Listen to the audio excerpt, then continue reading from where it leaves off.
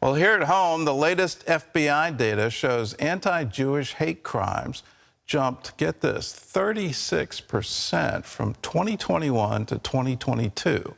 Campus rallies celebrating the Hamas atrocities reveal how deeply anti-Semitism has infected many of America's colleges and universities. Dale Hurd has the story. After the horrific Hamas attack on Israel, students at the University of Wisconsin Madison chanted, "Glory to the martyrs." Glory to the martyrs! Cornell University professor Russell Rickford called the Hamas killings exhilarating. It was exhilarating, it was energizing. And an instructor at Stanford has been suspended for allegedly making Jewish students stand in a corner while publicly referring to them as colonizers. Many colleges and universities have allowed and even promoted pro-Hamas anti-Jewish hatred for decades. The attack on Israel has shown just where that policy has led. Dr. Zachary Marshall is editor-in-chief at Campus Reform. What we're seeing this week on college campuses is the culmination of 2 generations of activist scholars using college classrooms to create indoctrination camps where they use leftist ideology and anti-Israel critiques and work as a mask to perpetuate anti-Semitism. The anti-Israel BDS movement, which stands for Boycott, Divestment, and Sanctions, has been allowed to flourish on campuses nationwide and uses the chant "From the river to the sea" in their protest, calling for the destruction of Israel. From the river to the sea! After the Hamas attack on Israel, the BDS movement's website posted and later deleted that it supported the slaughter of Israelis by Hamas, calling it heroic and justified.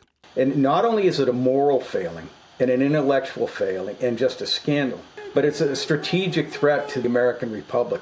Dexter Van Zyl of Middle East Forum says the Hamas terror attack finally exposed the BDS movement for what it's really about, the destruction of the state of Israel. It's been a long time coming, and the October 7th attack exposed it. We support the Antifada! The major campus group behind the BDS movement is Students for Justice in Palestine. After the Hamas attack, Boston University's SJP chapter posted that victory is ours. Universities like Harvard have been embarrassed and lost donations because of pro-Hamas support. It's gotten so bad that Ezekiel Emanuel, longtime Democrat and brother of Rahm Emanuel, wrote an editorial in Wednesday's New York Times entitled "The Moral Deficiencies of a Liberal Education." It's terrifying and sad that it took the death of over 1,000 Jews in Israel to direct people to the totalitarian forces that are now, running amok on college campuses in the United States.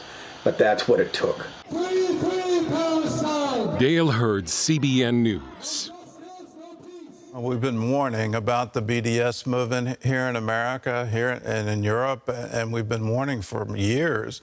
Please don't buy into this ideology that somehow or other Israel is a colonial power, an occupying nation. No, they were established by a mandate from the United Nations, and that goes all the way back to 1948. Before that, there was a British mandate by the League of Nations, and that mandate was to create a Jewish state. So it's been part of international law for over 100 years. What is against international law is what the Palestinians have been saying since 1948, which is from the river to the sea. So they're talking about from Jordan to the Mediterranean. They're talking about wiping Israel off the map, so it's no longer a country. Part of the UN resolution is the Palestinians had the ability to create their own state.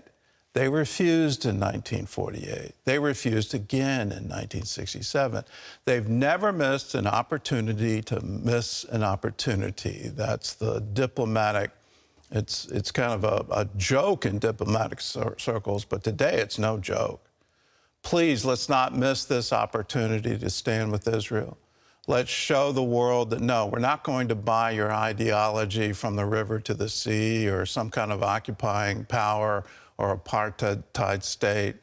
When you're trying to exist and you're trying to live and your enemy says in the Hamas covenant, we want to exterminate every Jewish person in Palestine. That's what they said.